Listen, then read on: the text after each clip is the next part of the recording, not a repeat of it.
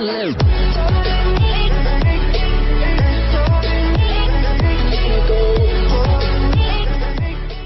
Australian member of Islamic State, has begged to come home, describing rivers of blood flowing inside the group's self-proclaimed caliphate and a life of horror and misery.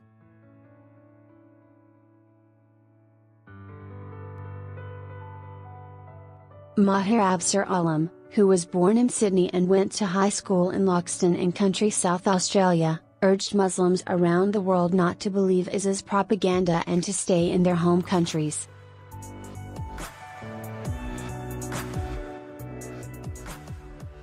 He was captured with his Syrian wife and 2 children in March by Kurdish-led forces outside the village of Baghouz, the last holdout of his militants.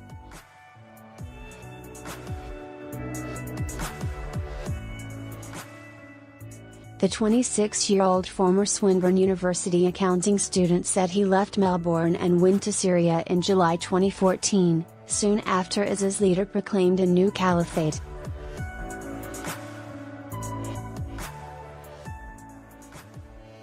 It all started the day Abu Bakr al-Baghdadi came on television and he was giving that speech in that mosque in Mosul, and then we unfortunately took his call and came to here, he said.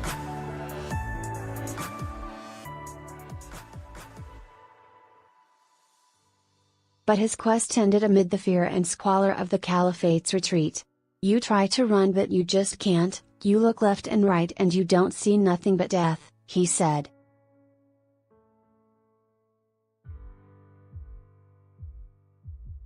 You look forward, you die, you look backwards, you die, you look left and right, you die.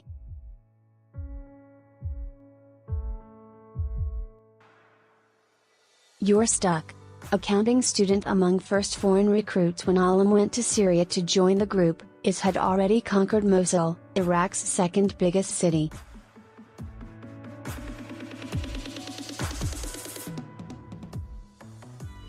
It would shortly conquer towns in the country's north, killing the men and enslaving women from the minority Yazidi community.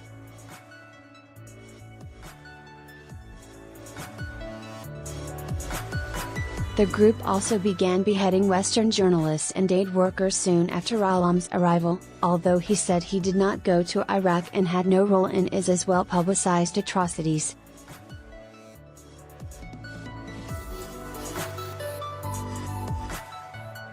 Like many captured IS members, Alam said he did not fight for IS. They asked me to fight, yeah.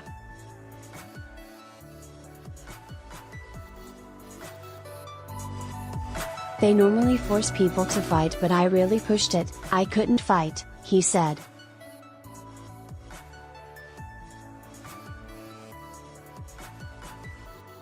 Everyone is saying they're not a fighter, but I wasn't an actual fighter. I'm stuck between all these people who are saying the same story, so I'm screwed now.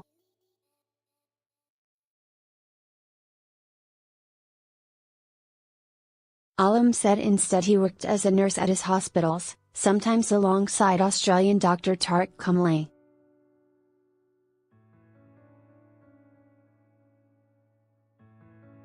He also saw notorious Australian terrorists Khalid Sharif and Muhammad Al Omar.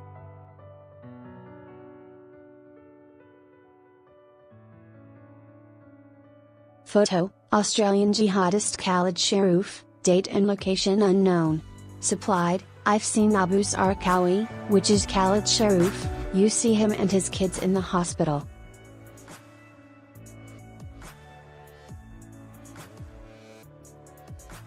You see a few other Aussies that come in, they have kids and they need treatment, he said.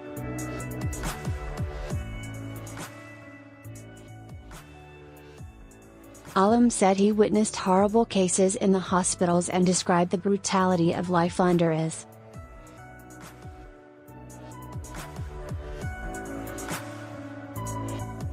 I've seen rivers of blood flow, I've seen innocent women and children killed for nothing but going shopping, nothing but sitting at home trying to feed their family, he said.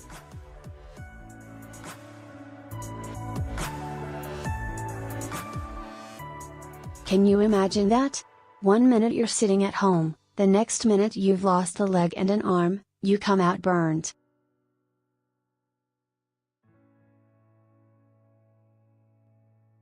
It's something you can't explain. Other recruits who have left IS or been captured have denounced it, saying they were misled by false promises in the group's promotional material.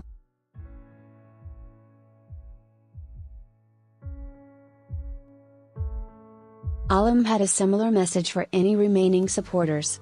Know that their propaganda's wrong, they've never done anything decent for anyone, apart for themselves, apart for each other, Alam said.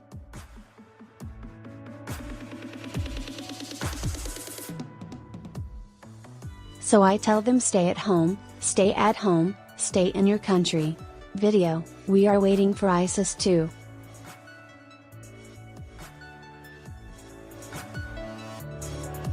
Zero to be created, says Syrian Qasimid, ABC News. Alam in trouble over Game of Thrones. Alam fell foul of the terror group's feared morality police, the Hizbah, who found a hard drive of movies he had downloaded.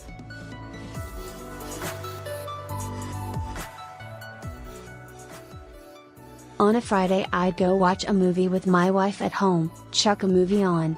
I used to watch Game of Thrones back in Raqqa, but I did get in trouble. I got in big trouble, he said.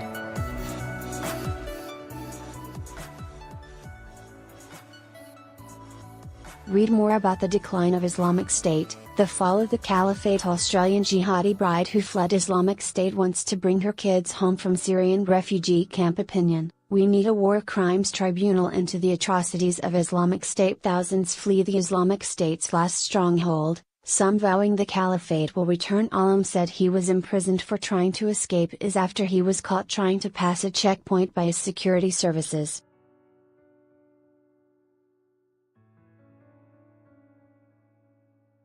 Like other Australians captured and imprisoned in Syria, he wants to come home.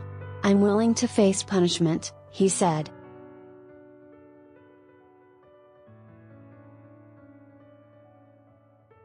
I'm willing to do literally anything to come back to Oz right now. I've been willing to come back for a long time, but it's just been very difficult to come back.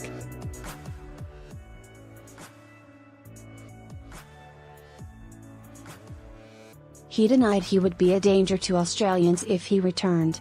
We just want to go back home, even stay with our parents. I don't even want to go outside the house.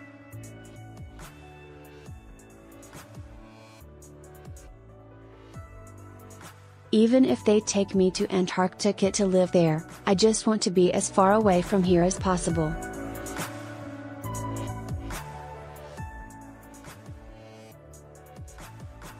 Up to 200 Australians are thought to have joined IS, along with hundreds of others from Europe and North America.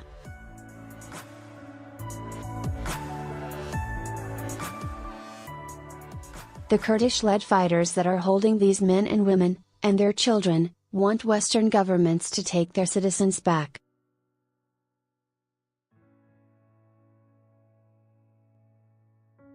That is something the Australian government is fiercely resisting. Video, satellite video shows busy streets in Islamic State's final stronghold of Baghouz, Syria, ABC News. At the very least, Alam would likely face charges in Australia of entering a declared area and providing support for a terrorist organization.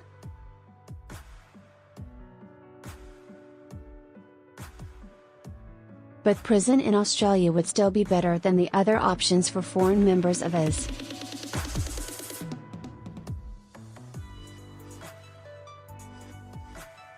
Some have been sent to neighboring Iraq and sentenced to death.